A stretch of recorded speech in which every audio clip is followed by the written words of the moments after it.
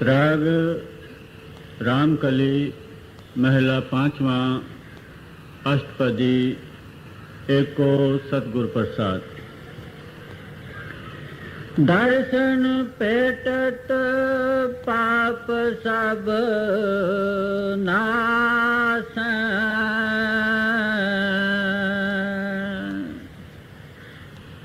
दर्शन भेटत पाप सब नाश,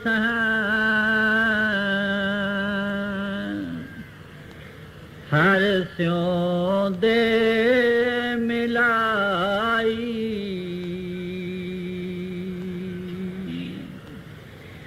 मेरा गुर परमेश्वर सुखदाई,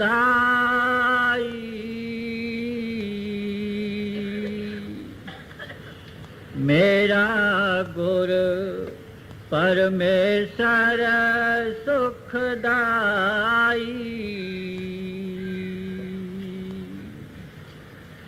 राधा स्वामी। यह बानी 5वीं पातशाही श्री गुरु अर्जन साहब महाराज की बानी है। आप फरमाते हैं,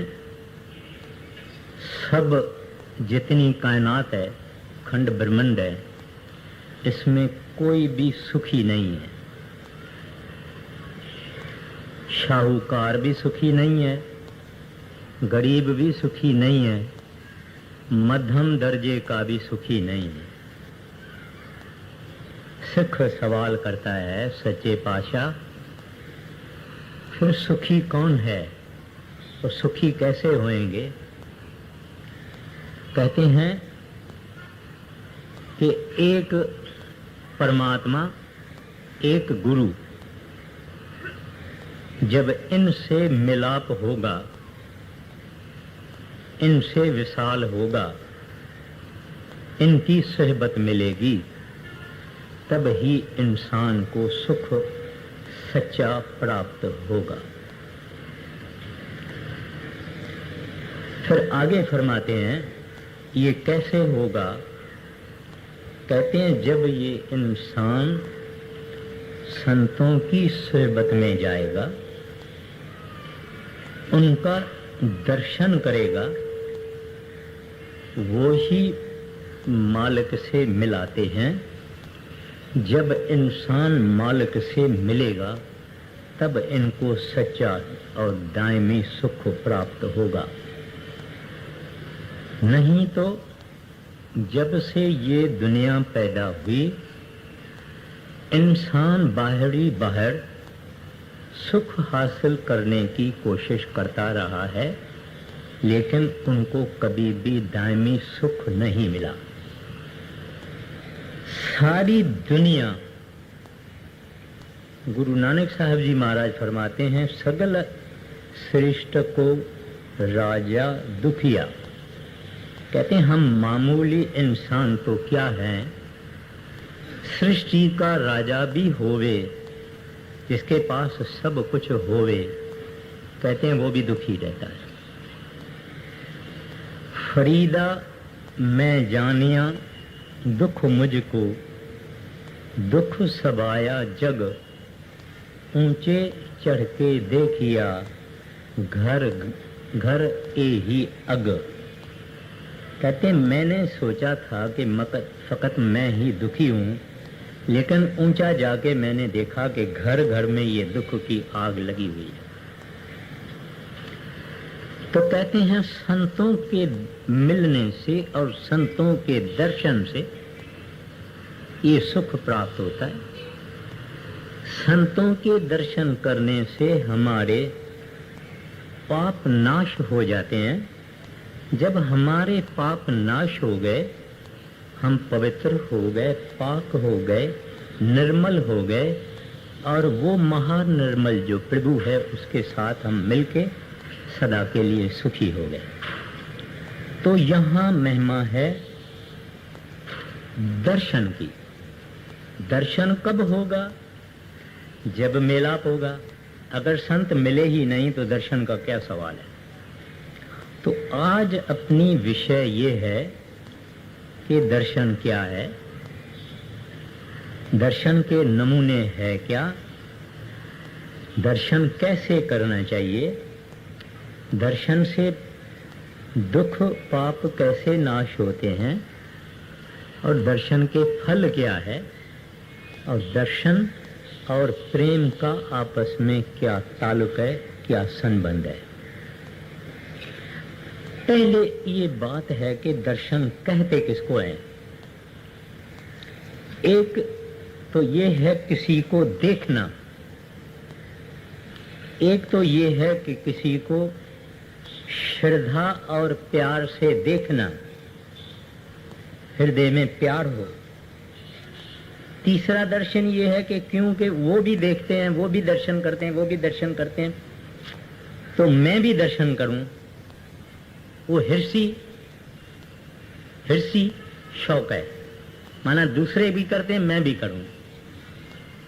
डेरे ब्यास में एक आदमी आया, उसने देखा कि एक जगह लोग जमा होते जाते हैं।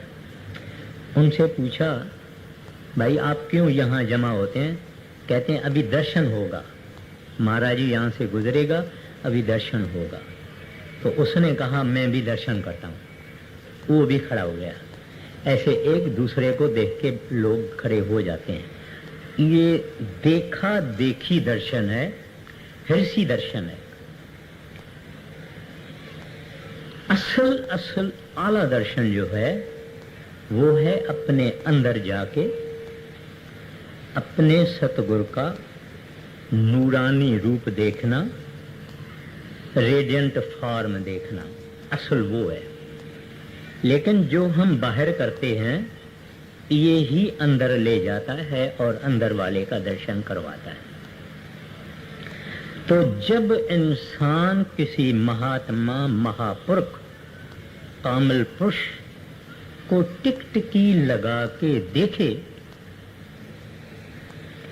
और इस तरह से देखे कि बाकी कुछ न देखे,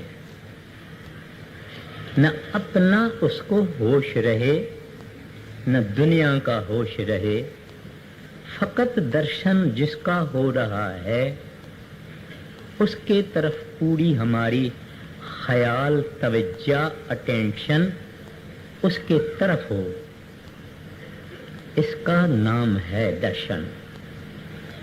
दर्शन जो बैठ के करता है, श्री गुरु ग्रंथ साहिब की वाणी फरमाती है, दर्शन देख जीवा, मैं दर्शन करके ही जिंदा रहता हूं या जिंदा रहती हूं। ये क्या बात है? आदमी दर्शन से कैसे जिंदा रह सकता है? बात ऐसी है कि वो दर्शन कुछ लोग करते हैं, सब लोग नहीं कर सकते हैं। वो अपने सतगुरु को इतना प्रेम करते हैं कि उनका दर्शन करने से उसको महारस मिलता है, वो अमृत पीते हैं, वो उस दर्शन में मस्त हो जाते हैं, वो उस दर्शन में तन बदन की उनको होश नहीं रहती है। अगर इंसान को गुरु के तरफ प्रेम नहीं होगा, प्यार नहीं होगा, श्रद्धा नहीं होगी, तो इस तरह का दर्शन नहीं होगा। दर्शन का बुनियाद प्रेम है। भागवत में एक कथा आती है कि महाराज कृष्ण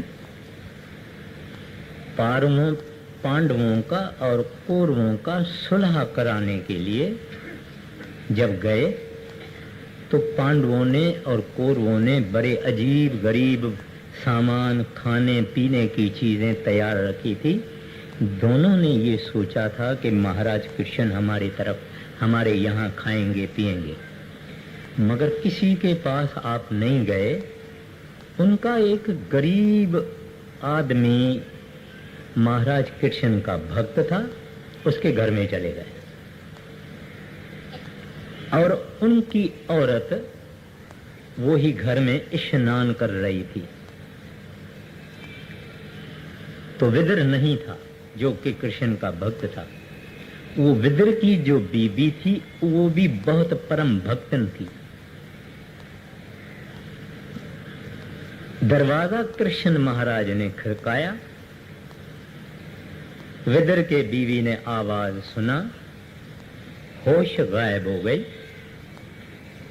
नंगी थी, स्नान कर रही थी, उसकी होश नहीं रही। उठी, दरवाजा खोली, वहां आ गई।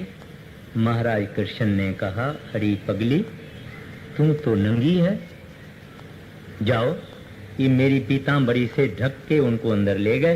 बोले कपड़ा पहन के आओ। कपड़ा पहन के आई।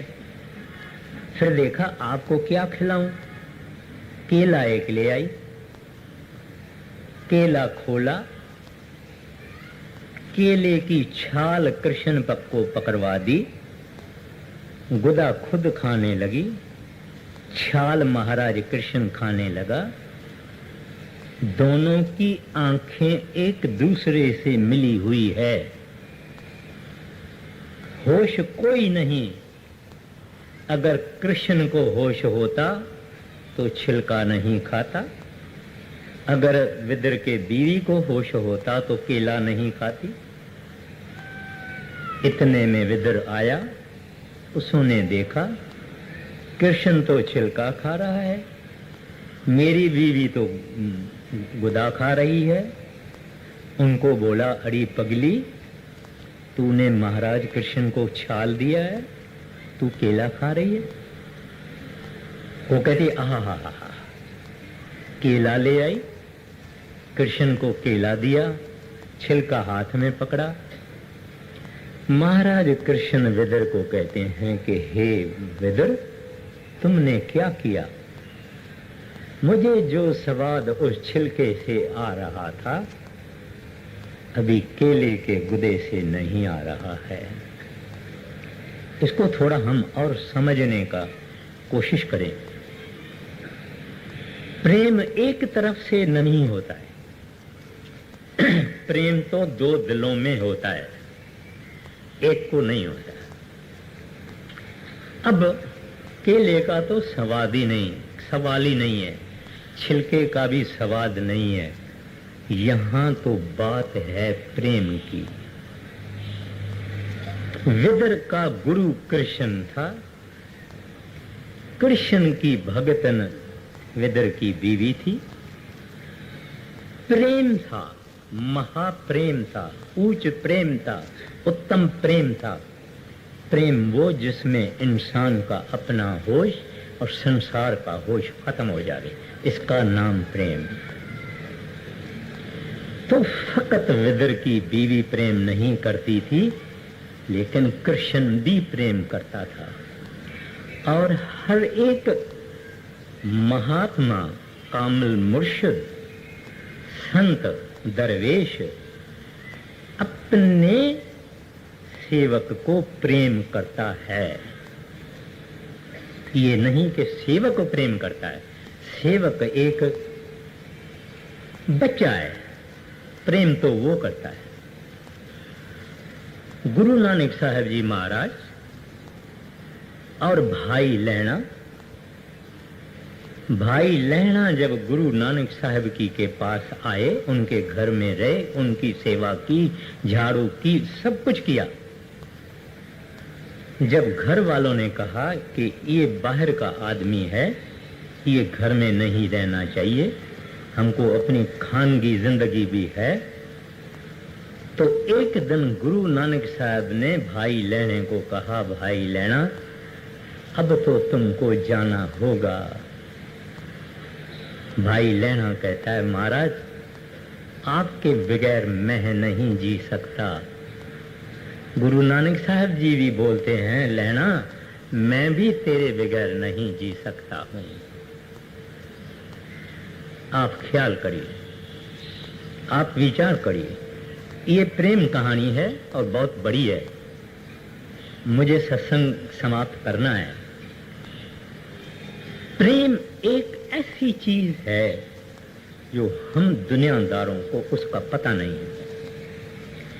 दुनिया में तो प्रेम है, अच्छी क्वालिटी के प्रेम है। एक माँ का बच्चे के लिए, एक स्त्री और पति का स्त्री के साथ। मगर ये जो प्रेम है ये बहुत ऊंचा है। कितना ही किताबों में समझाया जाए, कितना ही कोई मुंह से कहे, वो अपने को समझ में नहीं आएगा जब तक के हमारे अंदर वो प्रेम प्रकट नहीं हुआ। संसार का प्रेम अदना लेवल का है। स्त्री जवान है, खूबसूरत है, पति प्रेम करेगा, और पति रोटी लाता है, कमा के आता है, खाता है, जवान खिलाता है, खर्चा ले आता है, सब कुछ स्त्री की जरूरियात पूरी करता है, स्त्री प्रेम करेगी, वरना ना। उस स्त्री और पति के प्रेम के पीछे छुपा हुआ है स्वार्थ। लेकिन जो गुरु सिख को प्रेम करता है और जो सिख गुरु को प्रेम करता है वो आला है। उसका हमने कभी टेस्ट किया नहीं है। संसार में पति पत्नी ज्यादातर लोग शादी ही करते हैं, स्त्री भी शादी करती है, पुरुष भी शादी करता है।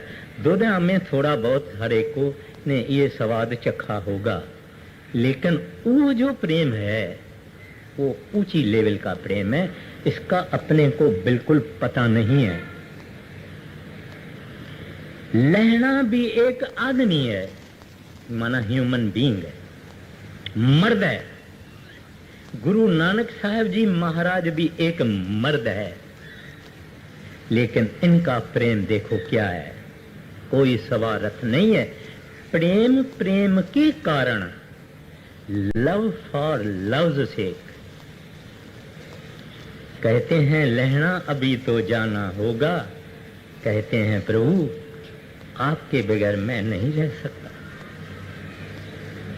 और गुरु नानक साहब जी महाराज कहते हैं तेरे बगैर मैं भी नहीं रह सकता। वो प्रेम हमने चाखा नहीं। जिस दिन चाखेंगे उस दिन दुनिया फीकी लगेगी, लेकिन हम उम्मीदवार हैं। हमको पूरे सतगुरु ने नाम की बख्शिश की है, हम उस मार्ग पर है, हम उस रास्ते पर है। एक दिन अपने को भी ये बख्शिश होगी, मगर जब वो बख्शिश होगी तब हम कुछ कह नहीं पाएंगे। उसका जब हमको सवाल आएगा, कोई पूछेगा तो हम गूंगे जैसे गुर खाया, कुछ कह नहीं सकता है, ऐसे हम नहीं कह पाएंगे। आंखों में चमक जरूर आ जाएगी, मुंह पर खुशी जरूर आ जाएगी, लेकिन मुंह से बोल नहीं सकते। फरीदा शक्कर खंड निबात गुर माखियो मांझा दूध, सभी वस्तु मिठियां रब न पूजन तुध। कहते हैं ये सब चीजें संसार की मीठी हैं, लेकिन कहते हैं उस प्रभु का प्यार, गुरु का प्यार, परमात्मा का प्यार, वह गुरु अकाल पुरख का प्यार, हरि का प्यार, गोविंद का प्यार, उसका स्वाद कुछ अचरज चीज है। दुनिया वाले नहीं समझ सकते हैं। जो चाखेंगे वो समझेंगे, लेकिन वो गूंगे हो जाएंगे। जब ऐसा प्रेमी हमारे सामने हम बैठ जावें अपने सतगुरु के सामने, तो हम मोरालेस देखते हैं, थोड़ा थोड़ा भावना भी है, लेकिन प्रेमी तो लूटता है, प्रेमी तो रस पीता है। प्रेमी तो कहता है आप यहाँ बैठो, मैं यहाँ बैठूं, मैं आपको देखता रहूं, हमारे और आपके बीच में कोई नहीं आवे। ऐसे प्रेमी दर्शन करता है ऐसे विदुर की बीवी दर्शन कर रही थी, ऐसे गुरु अंगद साहब जी महाराज अपने सतगुरु का प्रेम करते थे। जब ये प्रेम आया, दर्शन का कदर होगा, ना मिलेगा रोएंगे, चिल्लाएंगे। जैसे गुरु अर्जन साहब जी महाराज चिल्लाते थे, एक घड़ी न मिलते ता कल जुग होता, हुण कद मिलिए प्रिय तुद भगवंता। मेरा मन लोचे हर दर गुर दर्शन ताई, बिलप करे चात्रक की न्याय। कहते हैं प्रभु इस चात्रक जैसे पानी बूंद के लिए पिया पिया पिया पिया करता है, ऐसे मैं आपके लिए करता हूं। एक आदमी है और पुत्र है, वहां गुरु रामदास जी उनके पिता हैं। ऐसी बातें शायरों की कविताओं में हम पढ़ते हैं, लेकिन औरत पति के लिए विछड़ती है, बेकरार है, कामिनी के लिए, और पुरुष स्त्री के लिए बेकरार है। यहां पुरुष पुरुष के लिए बेकरार है। इसके अंदर जवानी का सवाल नहीं है, रंग का सवाल नहीं है, सेक्स का सवाल नहीं है, मेल फीमेल का सवाल नहीं है।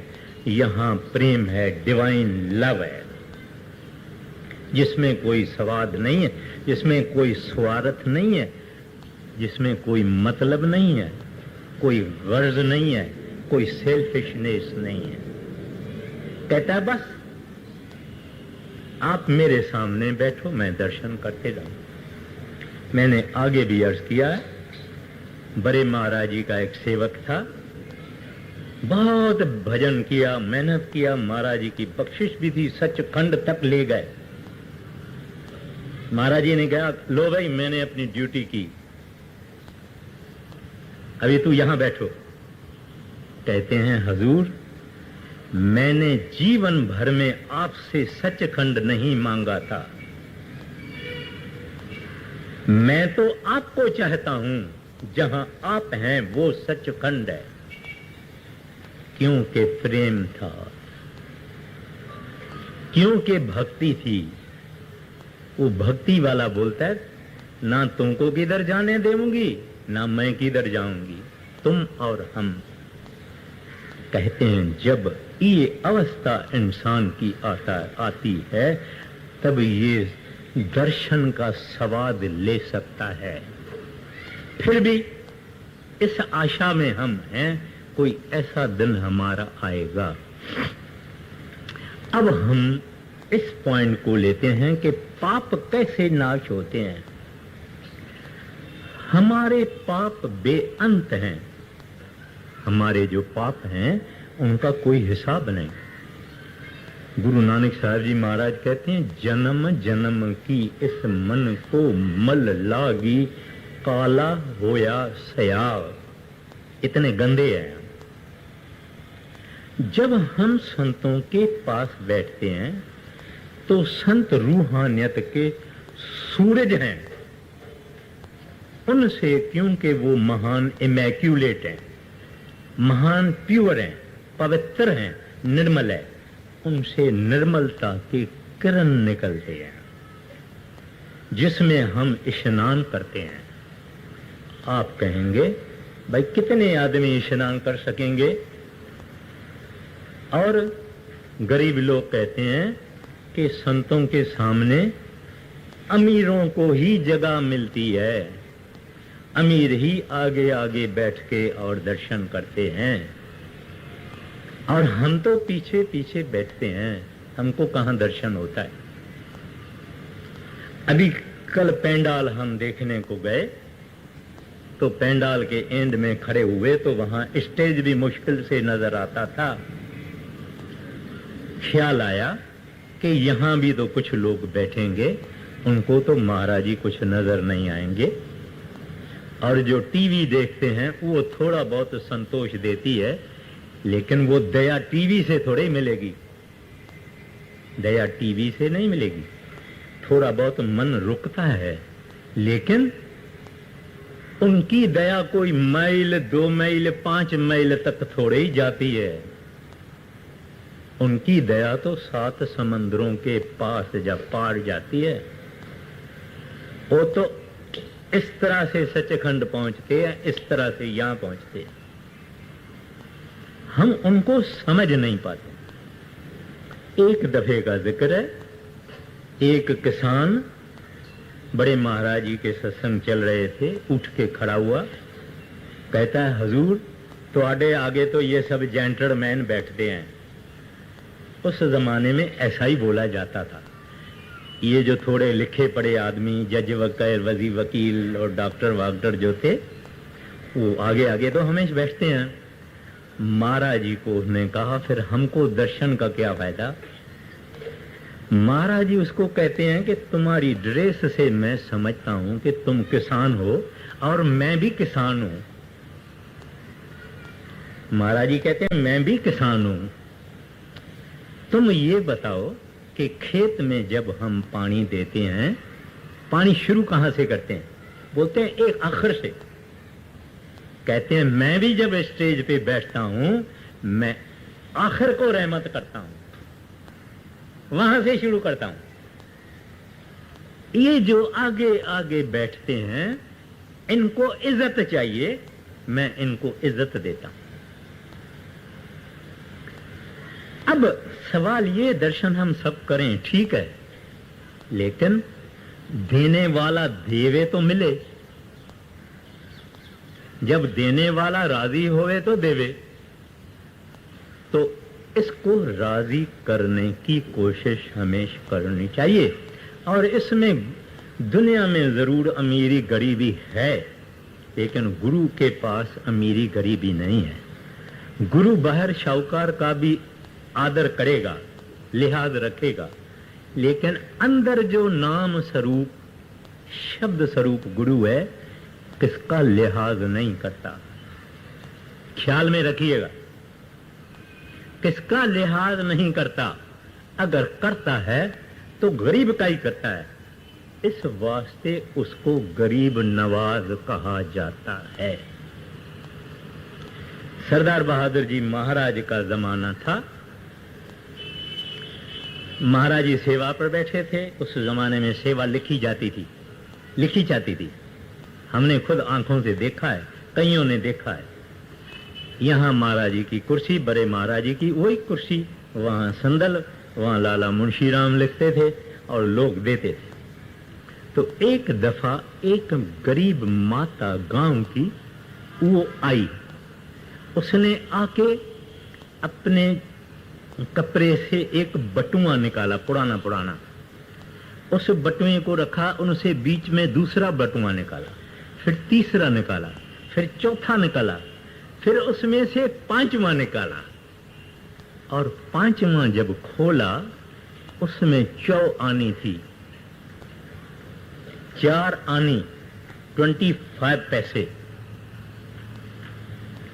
तो सेवादार जब वो बटुए से बटुआ निकाल रही थी, सेवादार उसको कहता है बीबी छेदी करो। महाराज जी उसको कहते हैं खामोश रहो, उसको निकालने दो। उसने 4 आना निकाला। महाराज जी ने उनको कहा देओ, दिया। बाद में महाराज जी ने कहा आज मैं सेवा में बैठा हूं इनके लिए,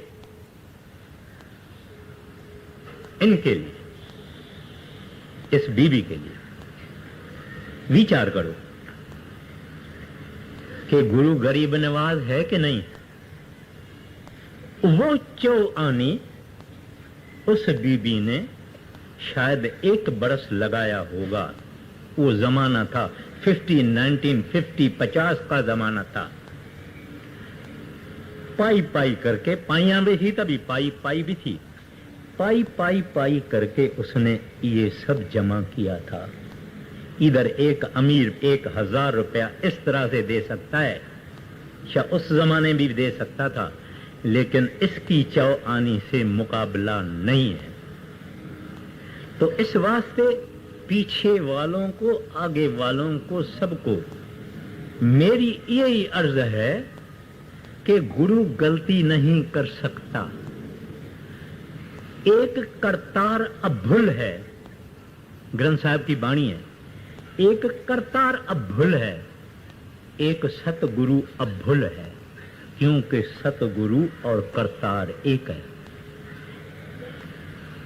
तो ये जो दर्शन है, इस दर्शन का बुनियाद प्रेम है। अगर प्रेम नहीं करता दर्शन एंजॉय नहीं करेगा। अगर प्रेम करता है तो इंतजार करेगा, साजन आएंगे, साजन आएंगे, प्रभु आएंगे, प्रीतम आएंगे। कौन सा ऐसा दिन आएगा, अब आएगा, कभी आएगा, बाकी एक दिन है, बाकी 2 दिन है। ये है जहां प्यास है, ये है जहां प्रेम है।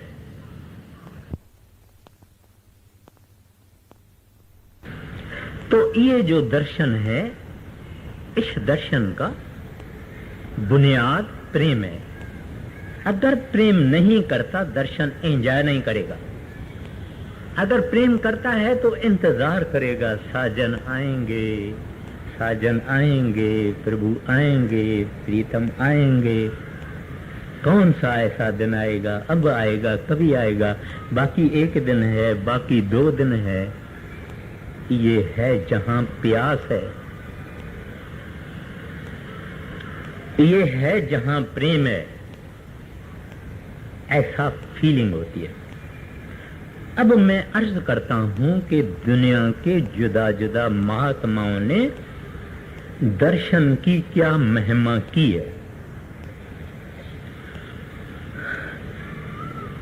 पलटू साहब जी महाराज कहते हैं, 3 ताप मिट जाए, संत को दर्शन पावे। हर एक इंसान को 3 किस्म के बुखार हैं। एक शरीर की बीमारियां,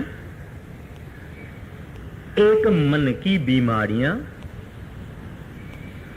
एक आत्मा की बीमारियां।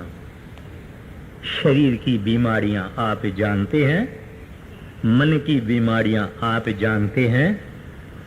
आत्मा की बीमारियां क्या है? चिंता, वैर, विरोध, ईर्ष्या वगैरह वगैरह।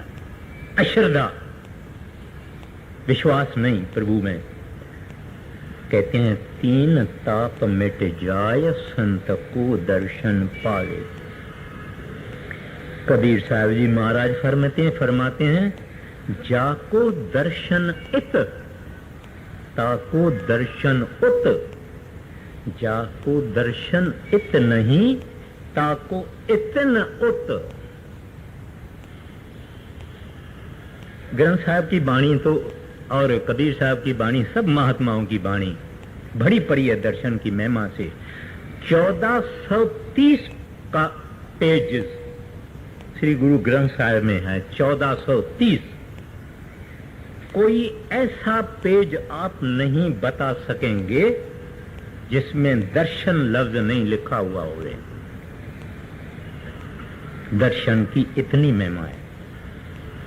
राजा रामचंद्र जब भीलनी के पास गए, उनके जूठे बेर खाए, तब भीलनी को कहता है, भीलनी,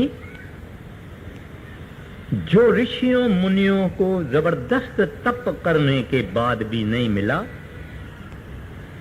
वो आज मैं तुमको देता हूं। मेरा रिश्ता फकत प्रेम का है। भीलनी एक अछूत थी। ऋषियों मुनियों ने उनको पीटा था, लेकिन रामचंद्र जी ने उसके जूठे बेर खाए।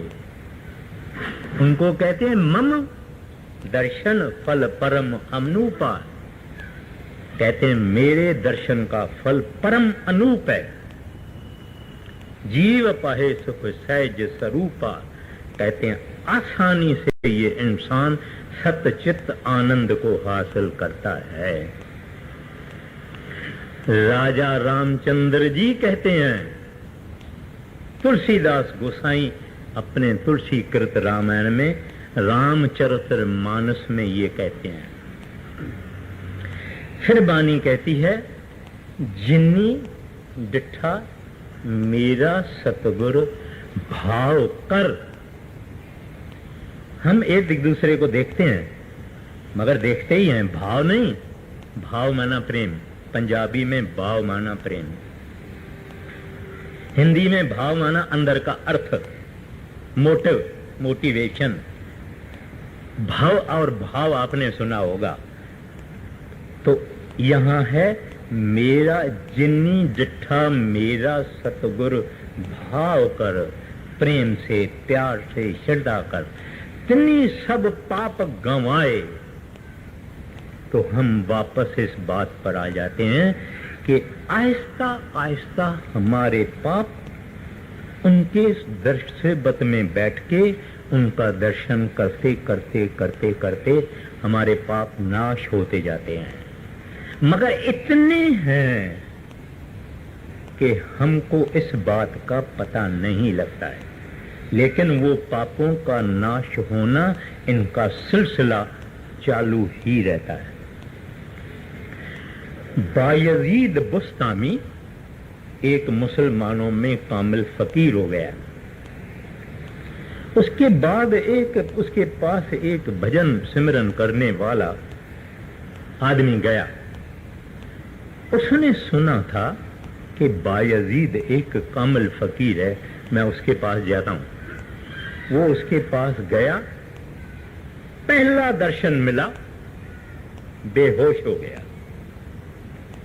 पहला दर्शन, बेहोश हो गया। दूसरे फकीरों ने पूछा, फकीर साहब ये क्या बात है? कहते हैं ये आदमी भजन सिमरन करने वाला, मेहनत करने वाला, इसकी खास सफाई इसने अपनी की थी, कुछ पापों की रुकावट थी। मेरे दर्शन, यानी मुसलमान दीदार कहते हैं, हम दर्शन कहते हैं मेरे दर्शन करने से वो इसके पाप खत्म हो गए। अभी ये ट्रांस में चला गया, ट्रांसडेंटल अवस्था में चला गया, इसकी रूह चली गई ऊपर। यानी जो रुकावट थी फकीर का दर्शन करने से, उसकी रुकावट चली गई। तो इस तरह से इंसान के पाप आहिस्ता आहिस्ता आहिस्ता खत्म हो जाते हैं। लेकिन हमको लगे रहना चाहिए, साथ में कुछ भीख भी मांगनी चाहिए। क्यों? Knock and it shall open. दरवाजा खड़काते रहो, खड़काते रहो, खड़काते रहो, अंदर वाला एक दिन खोल देगा। दरवाजा खड़काना क्या है? हे प्रभु, हे सच्चे पातशाह, हे वाहगुरु अकाल पुरख, गुनहगार हूं, मैल के बगैर मेरे पास कुछ है नहीं, खूबसूरती भी नहीं है, जवानी भी नहीं है, पैसा भी नहीं है, मैंने कोई पूजा पश्चा भी नहीं की है, लेकिन जैसा हूं ऐसे ही मुझे मंजूर करो। गुनाह नहीं देखना प्रभु, जैसा हूं accept me oh my lord as I am. तभी हम सफाई करेंगे, तभी हम पवित्र होएंगे, तभी हम लायक होंगे। नामुमकिन है। उनकी अगर नजर कभी लग जाएगी, कभी रहमत हो जाएगी, कभी बख्शिश हो जाएगी, सब कुछ बन जाएगा। ये बायजीद बुस्तामी का मैं एक दूसरा अर्ज करता हूं। एक बगदाद का बदमाश आदमी था, और ये जो लुच्च आदमी होते हैं ना, संतों फकीरों से डरते हैं। तो उसने देखा कि सामने बायजीद आ रहा है। वो एक गली में भाग गया, और वो गली जो ही आगे जाके बंद थी, माना आगे रास्ता नहीं था, उधर से निकल जाने का कोई रास्ता नहीं था।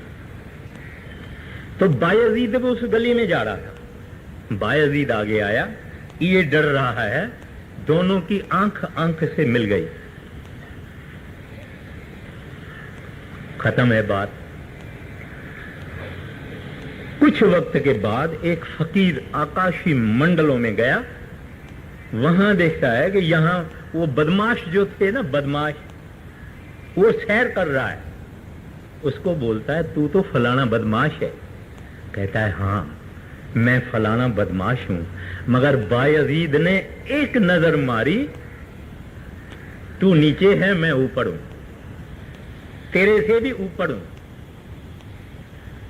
ये संत हैं, ये दिमाग नहीं समझेगा, ये अक्ल नहीं समझेगा, क्योंकि हमको मन कहता है ये तो हमारे जैसा बंदा है, ये तो हमारे जैसा इंसान है, ये तो बाल बच्चों वाला है। जरूर है, गुरु नानक साहब जी महाराज भी ऐसे थे, लेकिन उनके जमाने में उनका किसी ने कदर किया था क्या? थोड़े थोड़े थे जिन्होंने कदर किया, उनको ले गए। तो ये दर्शन प्यार से होता है। इस तरह से संत हमारे गुनाहों को माफ करते हैं और साफ करते हैं। और एक किसी ने शब्द बड़ा सत्संग से पहले, क्या था? मुर्शिद दा दीदार बाहू, मैनू लख करोड़ा हजा हूं। कहते हैं हज पे जाने की मुझे जरूरत नहीं है, मैं अपने दर्शन दीदार मैंने अपने मुर्शिद का किया, मेरे लिए लख और करोड़ हज हैं। लेकिन ये बातें शरीयत वाले नहीं समझेंगे, कर्म कांड वाले नहीं समझेंगे, पूजा पष्टा वाले नहीं समझेंगे, आशिक समझेंगे, भक्त समझेंगे, लवर्स ऑफ गॉड समझेंगे, दुनियादार नहीं समझते हैं। आगे जीसस क्राइस्ट कहते हैं, ही दैट सीथ मी, जिन्होंने मेरा दर्शन किया, सीथ गॉड, कहते हैं उन्होंने रब का दर्शन किया। सूरते मुर्शिद सूरते हक रा खाई, कहते हैं परमात्मा का दीदार करना चाहते हो, सूरते हक रा खाई, do you want to see the truth with your eyes, सूरते मुर्शिद बबीन, see a perfect master, have a glance of a perfect master, because in him is the God manifest. In us also there is the God, but he is not manifest. तो ये दर्शन की महिमा है। बहुत बड़ी बड़ी बातें हैं, बहुत हैं, अब मैं कुछ कह नहीं सकता हूं। अपने को सत्संग की और भी कुछ कहना है तो दर्शन बहुत जरूरी चीज है। कोई आदमी शिकायत करेगा कि भाई तुम तो आगे देने नहीं देते हो, तुमको आगे हमको बिठा ही नहीं देते हो, तुम तो इनको बिठाते हो, उसको बिठाते हो, उसको बिठाते हो, मेरा कोई इसमें दोष नहीं है। ऐसे ही सिलसिला संसार में चला है, मगर गुरु नहीं भूलेगा, इंसान भूलेगा। इंसान किसको विसारेगा, लेकिन गुरु नहीं भूलता है। गुरु को हर एक जिसको नाम दिया है उसके अंदर बैठा हो। आगे मेरा गुर परमेश्वर सुखदाई,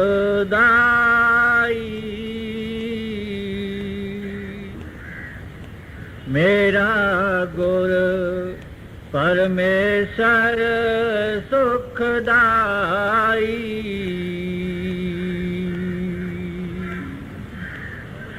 पार ब्रह्म का नाम दृढ़ाए,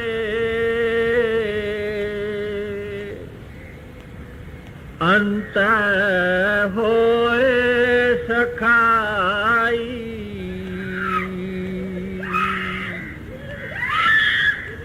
सगल दुख का डेरा भन्ना,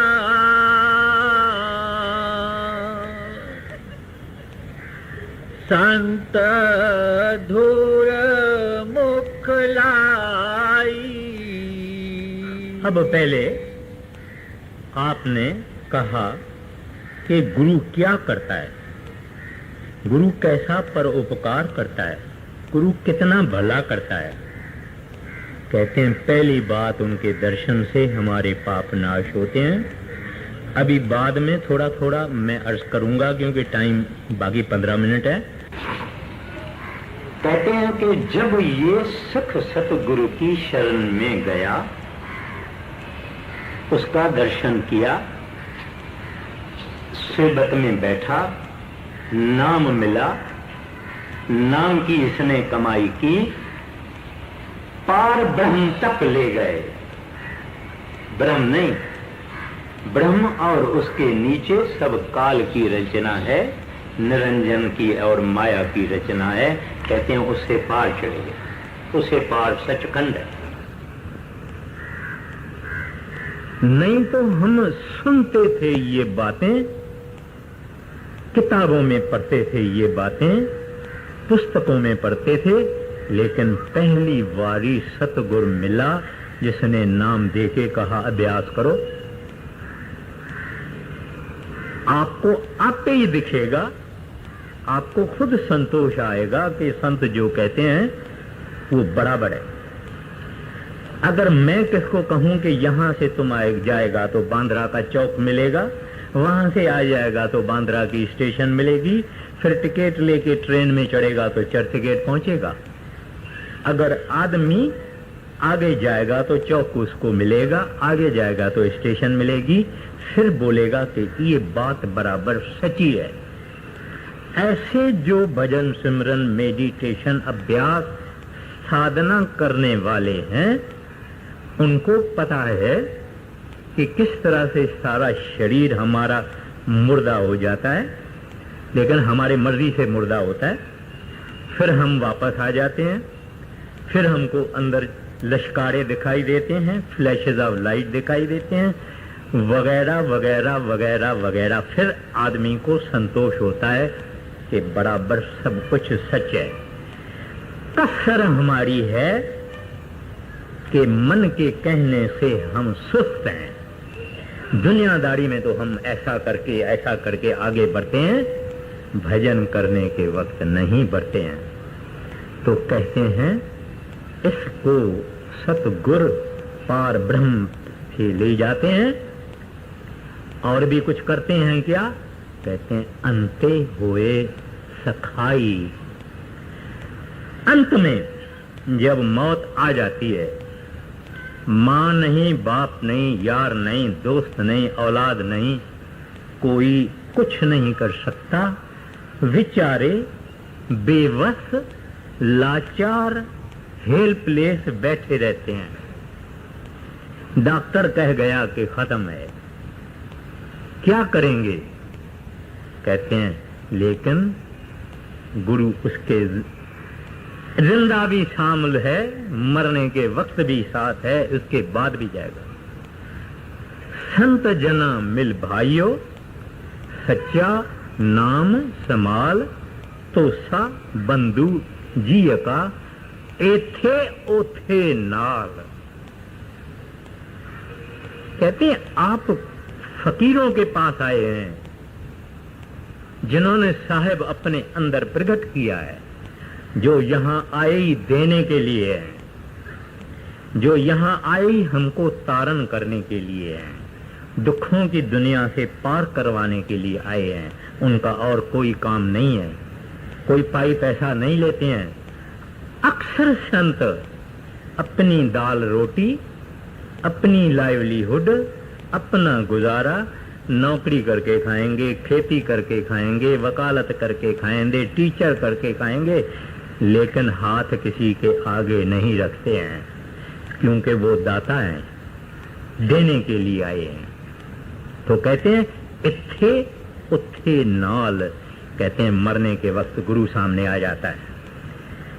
इंसान अगर कमाई वाला है, वो तो पहले ही मर चुका है, आता है जाता है, आता है रोज, आता है जाता है रोज, आता है जाता है, वो तो घबराता नहीं है।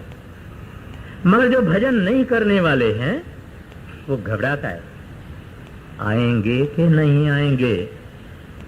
फलाना गुजर गया, उन्होंने तो कुछ बोला नहीं, फलानी गुजर गई, उसने तो कुछ बोला नहीं।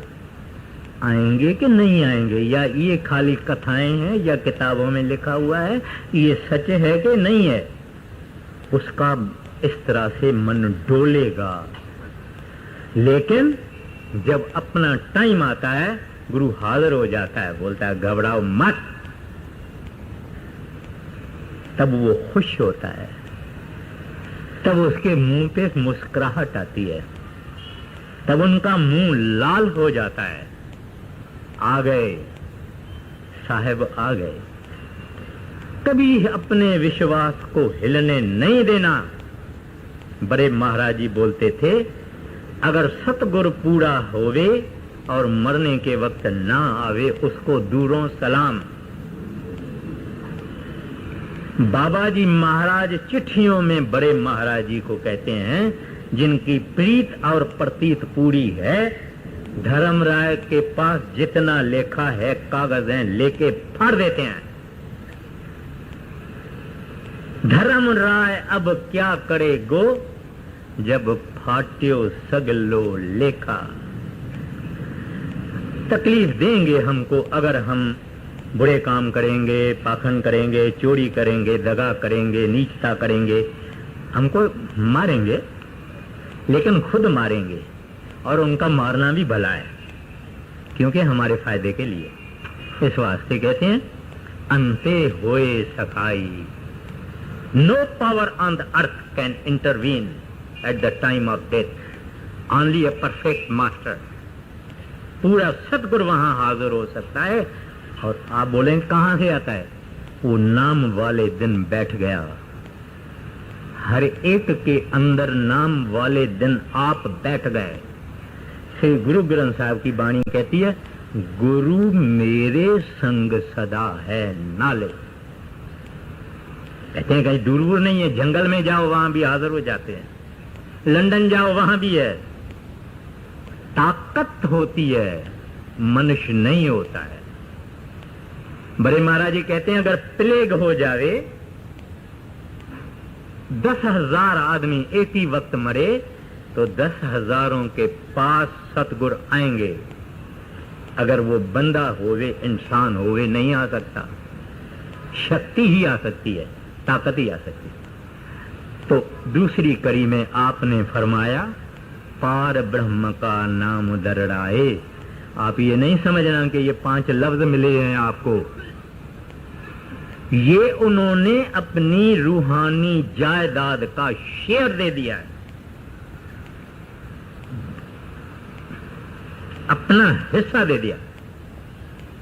और वो लफ्ज चार्ज हैं, वो लफ्ज पावर वाले हैं।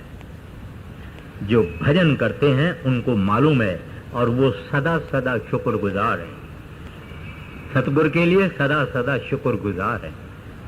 लेकिन नहीं, जो जानते हैं उनको पता नहीं, क्योंकि एक छोटे बच्चे के गले में अगर मोतियों का, सच्चे मोतियों का हार डाल दे, जिनकी 3 लाख रुपया कीमत हो गए, उस बच्चे को कुछ भी पता नहीं। बड़ा जब होएगा, when he will come of age, जब मैच्योर होगा तब उसको पता लगेगा। तो हमको अभी नाम का पता नहीं कि नाम क्या चीज है। तो इस वास्ते कहते हैं, अंते होए सखाई। कहते हैं ये दूसरा उनका पर उपकार है। आगे, सगल दुख का डेरा पन्ना,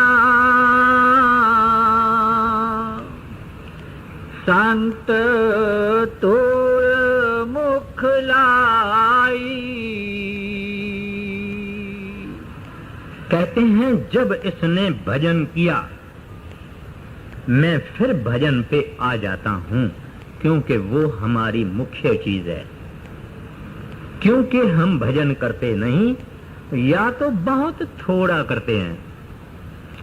इस वास्ते हमको कुछ तजुर्बा, कुछ अनुभव, कुछ एक्सपीरियंस नहीं मिलता। जो मिलता है, जिनको मिलता है उनको मिलता है। तो कहते हैं जब तू 9 द्वारा छोड़ के ऊपर आया और अंदर गया, तो कहते हैं अब तू सुखों के दुनिया में कदम रख रहा है। इधर सुख तलाश करने को जाओ, नहीं मिलेगा, नहीं मिलेगा। गौतम बुद्ध के जमाने की बात है, एक माता थी, उसका बच्चा मर गया। मरे बच्चे को गौतम के पास ले आई। उनको बोले महाराज आप इनको जिंदा करो। कहते हैं महाराज गौतम कहते हैं कोई ऐसा घर ढूंढो जहां कभी मृत्यु नहीं हुआ होवे, उस घर से थोड़ी राई ले आओ। राई माना आप जानते हैं। तो बोलते हैं ऐसा कोई घर ढूंढो जहां कोई कभी मरा ही नहीं होवे, वहां से थोड़ी राई ले आओ तो मैं इस बच्चे को जिंदा करूंगा। वो बच्चे की मां जिस घर में जावे पूछे भाई आपका ऐसा कोई घर बताओ जहां कोई मृत्यु नहीं हुआ होवे। सब कहते हैं भाई ऐसा कोई घर मिलेगा जहां कभी कोई मृत्यु नहीं हुआ होवे। हमारे बाप, हमारे दादे, हमारे परदादे, हमारी परदादियां सब चल गए। इस तरह से गौतम ने उस माई को सिखाया कि ये दुनिया फानी है, अमर होने का और तरीका है। वो अमर होने का तरीका हमको गुरु साहिबान ने सिखाया है। तो क्या फरमाते हैं, सगल दुख का डेरा भन्ना। कहते हैं आप अब उस देश में गुरु ले आए जहां दुख का नाम नहीं, यहां सुख का नाम नहीं। फिर कहते हैं संत धूड़ मुख लाई।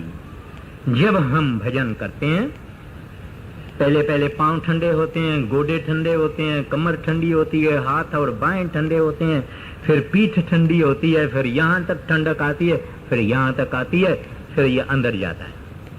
ये कहा तो हमने आधे मिनट में, मगर लग जाते हैं बरस। जब ये अंदर चला गया, अंदर जाने से पहले ही इनको बहुत गहरा अंधेरा दिखाई देता है। वहां एक तारा दिखाई देता है। उस तारे में तकते तकते देखते देखते एकाग्रता से वन पॉइंटेडली उसको देखते देखते तारा फटता है। फिर दूसरा आकाश आता है, वहां बहुत तारे होते हैं।